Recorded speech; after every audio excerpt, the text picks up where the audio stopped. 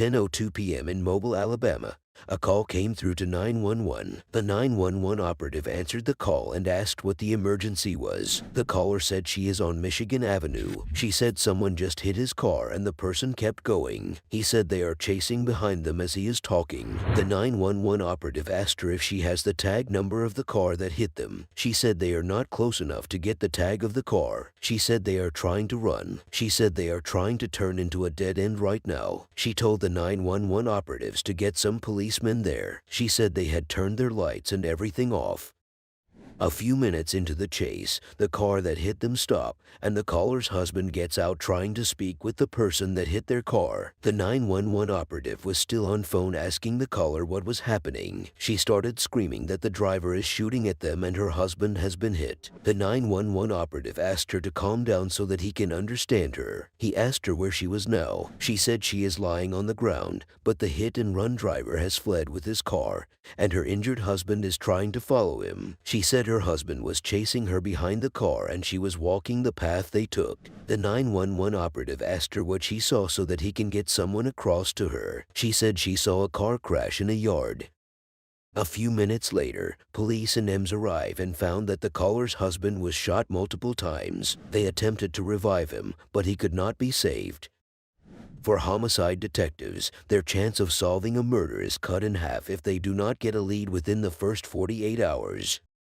Detective Glenn Barton will lead the investigation. He briefed detectives that they got a call at about 22:07 of shots being fired. He said they arrived at the scene at 22:10 and found the 911 caller, who is a longtime girlfriend of the deceased. He said she told officers that she and her husband were in a vehicle and they got sideswiped. He said she told him that they started to pursue the vehicle. While they were pursuing the vehicle, they drove into a dead-end area. He said the secondary video they have revealed that the victim got out of the car and the guy driving the vehicle started firing at the victim. He said the victim got back in his vehicle and he came to rest at that location. Detective Nettles said the caller is at the police headquarters as they speak. Detective Glenn Barton said the victim's name is Patrick Edwards.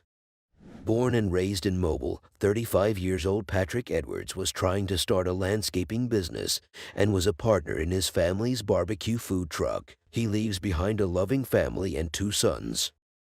Patrick was shot twice to the chest and once to his left arm. The detectives agreed that the victim's car should be towed and searched for evidence. The detectives found blood, broken glasses, and a gold ring at the scene of the incident. Detective Glenn Barton said it will be nice if they can find out if the ring belonged to the suspect. Detective Nettle took the picture of the ring and said he will show the victim's girlfriend to find out who really owned the gold ring.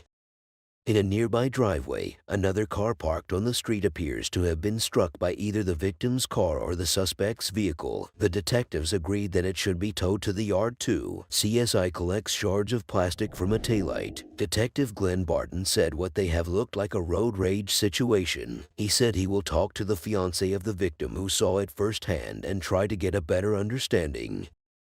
Detective Glenn Barton and Detective Julius Nettles returned to the headquarters to interrogate the victim's wife. When he entered the investigation room where the victim's fiancé was, he introduced himself and Detective Nettles. He consoled her, and he said he knows she will be going through a lot presently. He said he just wants her to tell them as much as she can remember about what happened. She said they were on Michigan Avenue headed towards the interstate, and a car came up. She said the dude hit them and then speeds up. She said the car hits them on the side like it was going around. She said it was like the car was flying and was trying to zip. Detective Nettles asked her who was driving the vehicle at that time. She said it was Patrick that was driving. She said Patrick told her to call the police, and they started following the car. She said they pulled up to the dead end and the car was sitting there with all lights turned off. She said they got out of the car and Patrick told him that he just hit their car. She said the window of the dude was up. She said the dude shot like 3 or 4 times out of his window. Detective Nettles asked if she heard glass break. She said they saw how the glass got broken. She said she started running trying to find somewhere she can lay down. She said he heard Patrick telling the dude that he shot him. She said the dude backed up and Patrick got back in the car and went behind him. She said the dude shot like 3 or 4 times again. She said when she got up, the dude was gone. She said when the dude left, She saw her car with the lights on. She said she ran over to Patrick and he was bleeding close to the truck he was seated. She said a few seconds later,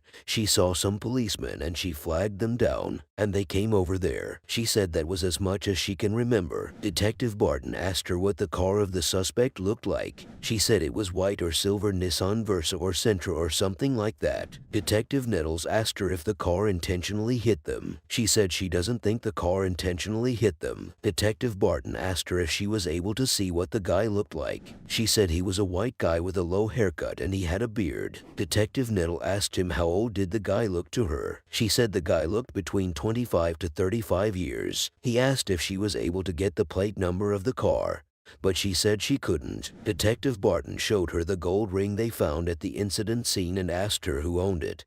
She said the ring is for Patrick. Detective Barton told her he was going to allow her to go. He said he will inform her as soon as they have new information. While detectives were looking at the scene of the incident on their computer, a detective noticed that there were many gas stations around the scene of the incident. He told Detective Barton that one of those stations should have the video of the incident.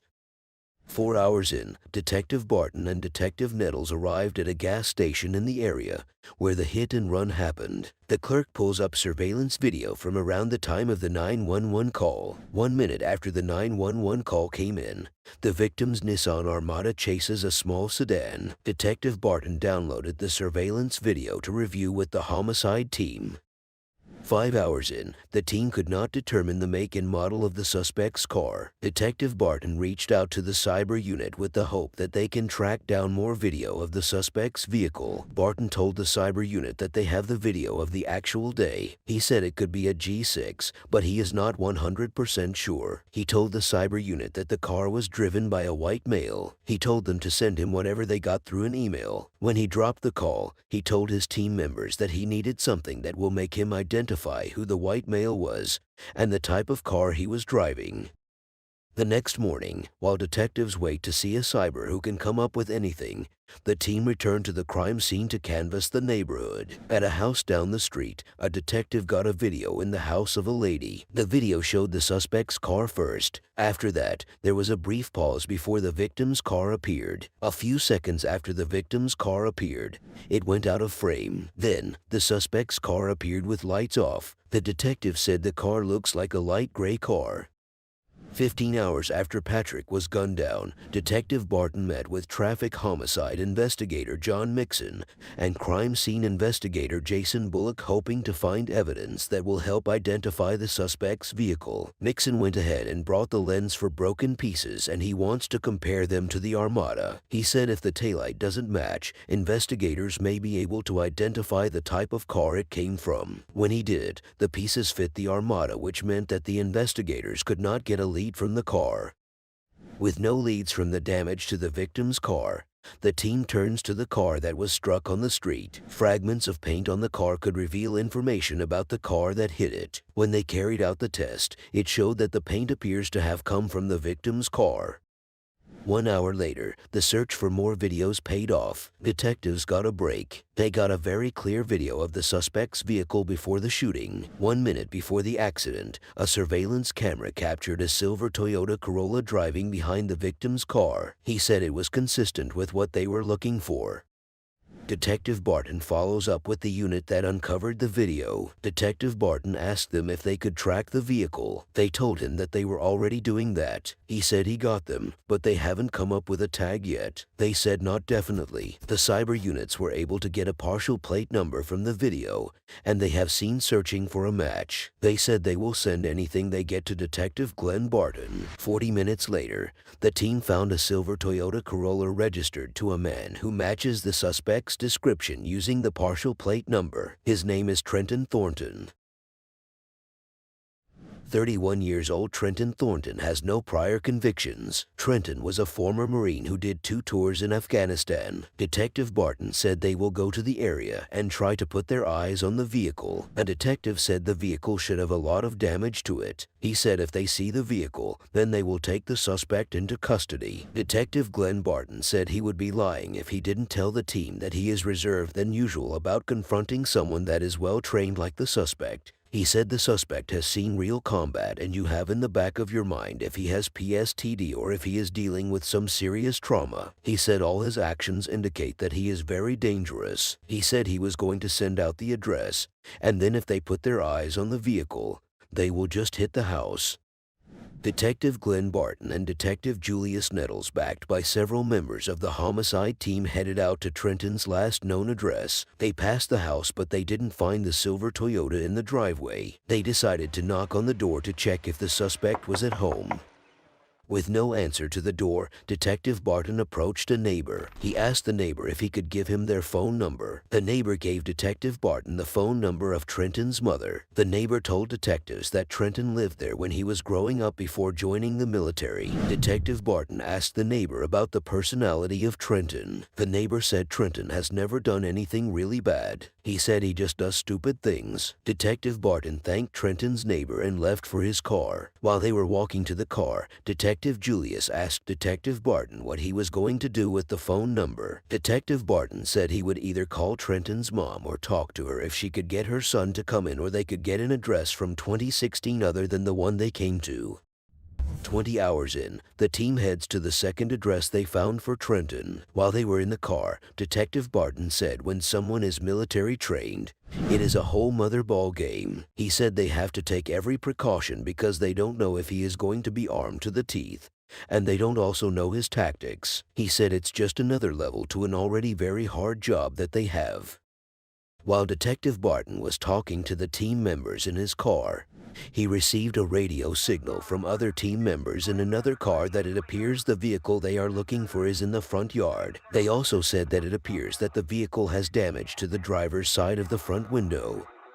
The detectives came down from their vehicle and made their way into the compound. Detective Barton and Detective Julius went to the door while other detectives took strategic positions in the compound. A few seconds after Detective Barton and Detective Julius knocked on the door, an old woman answered. She was Trenton's grandmother. Detective Barton asked her if Trenton was in the house with her. She said she had no idea where Trenton was. Detective Barton told the old woman that if Trenton is inside, then she needs to tell them because they need to talk to him. Detective Barton asked Trenton's grandmother the last time she saw him. She said Trenton came in around 3:30 p.m. Detective Barton shouted on top of his voice asking Trenton to come out if he is in the house. A few seconds later, another member of Trenton's family came out. Detective Barton asked her where Trenton was. She told him Trenton was probably sleeping. Detective Barton asked her about the room Trenton was in. She said Trenton was sleeping in the room on the far left. Detective Barton asked her if Trenton had weapons in his room. She said Trenton has weapons. Upon hearing that,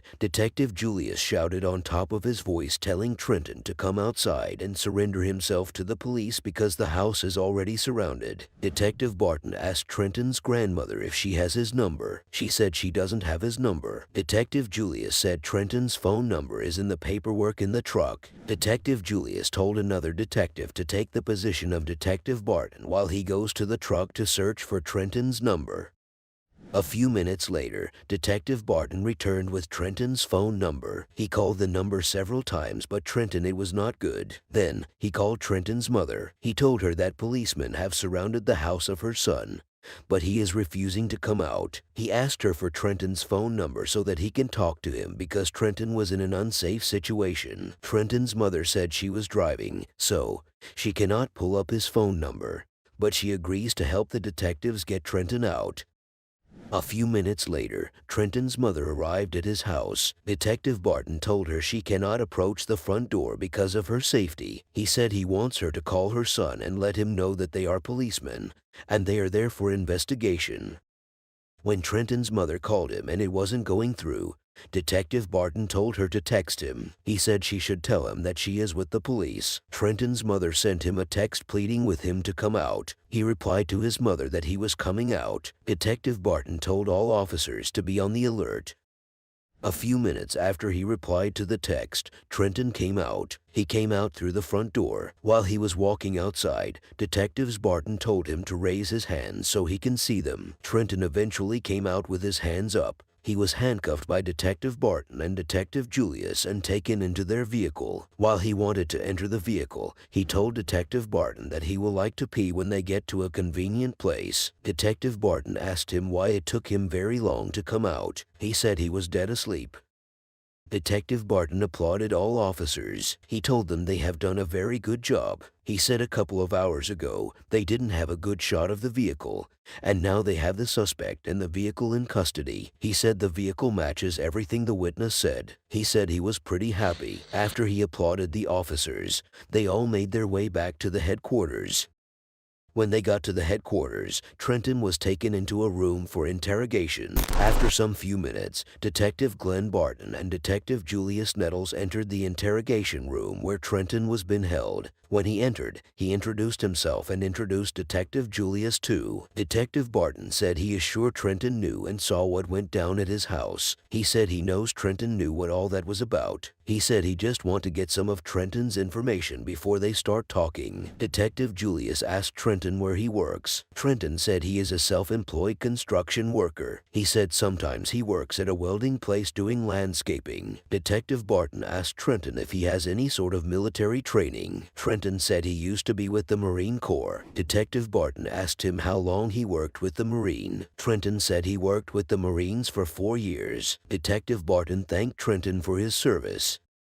Detective Glenn Barton said he doesn't want to waste Trenton's time. He said he wants to talk to him a little bit. He said he wants to ask him some little questions. He told Trenton that he is not under arrest. He told Trenton that he is detained. He said he is being detained so that they can talk for questioning for an investigation. Detective Julius Nettles told Trenton that the only reason why he was handcuffed is that he didn't come outside right away. Detective Barton asked Trenton if he was cool with him asking some questions. Trenton said he will hear what Detective Barton has to say, but he might not say anything back. Detective Julius Nettles told Trenton that the deal is that they are going to have a conversation with him, and he is sure Trenton knows why they were there. Detective Nettles said honestly and truly, he thinks there is an explanation for it. Detective Nettles told Trenton that they take people's rights very seriously. He said there are two things. The first is either Trenton doesn't want to talk to them or he doesn't want to talk to them without an attorney. He said it has to be that plan. Trenton said he was going to wait for an attorney. Detective Barton told Trenton to give them some minutes,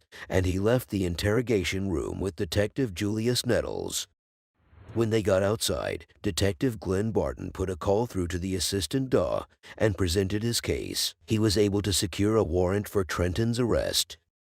Detective Glenn Barton and Detective Julius Nettles returned to the interrogation room where Trenton was being held. When they entered, Detective Glenn Barton told Trenton that he has been charged with murder. He told him that he cannot talk to him much about it. With 25 hours left in the first 48 hours, Trenton Thornton was charged with Patrick Edwards. Detective Glenn Barton said he wants to know Trenton's side of the story. He said he wants to know what he was thinking. He said unfortunately, he doesn't think he can get to hear Trenton's story. He said he thinks Trenton lost it. He said he thinks he was probably enraged or upset. He said Trenton might have some PTSD. He said it's very difficult to tell with Trenton because he had no emotion. He said even when he told Trenton that he has been charged with murder, he just said okay. He said he thinks Trenton just got confronted and didn't like what was about to happen and shot the victim. Trenton Thornton has been charged with murder and he is awaiting trial. When officers brought Trenton out, journalists asked him if he has anything to say concerning the crime. Trenton said no comment. He said he has nothing to say. After Trenton was driven off, Detective Glenn Barton reached out to Patrick Edwards' girlfriend. He told her that they have arrested a suspect in Patrick's case. Patrick's girlfriend could not hide her joy as she kept thanking Detective Glenn Barton. Detective Glenn Barton told her the name of the suspect is Trenton Thornton and he is going to be booked in jail for the murder of Patrick. The next morning, the team searched Trenton's bedroom for the murder weapon. The team found a handgun, military grade along with a military-grade handgun, Rifle. Detective Glenn Barton said these are two weapons capable of committing homicide. He said it's hard to know because they do not have any casings. He said he is hopeful that they will get a casing in the vehicle when they search it. He said they were going to match it and see if the ballistic comes back to being fired from the guns they saw in Trenton's house. He said Trenton had enough firepower. He said he had ammo for days. He said he just thanked God that it didn't go a different way. The search of Trenton Thornton's vehicle led to the discovery of several bullet fragments, but no casings. Ballistic tests on the fragments were inconclusive. The murder weapon is yet to be identified. 1 year after Patrick's murder, Patrick's brothers and his son gathered at a river where Patrick used to fish. They said it was what Patrick likes to do. Patrick's son said fishing with his dad was one of his favorite moments. He said he wasn't ready when his dad left him. He said he thinks about his dad every day.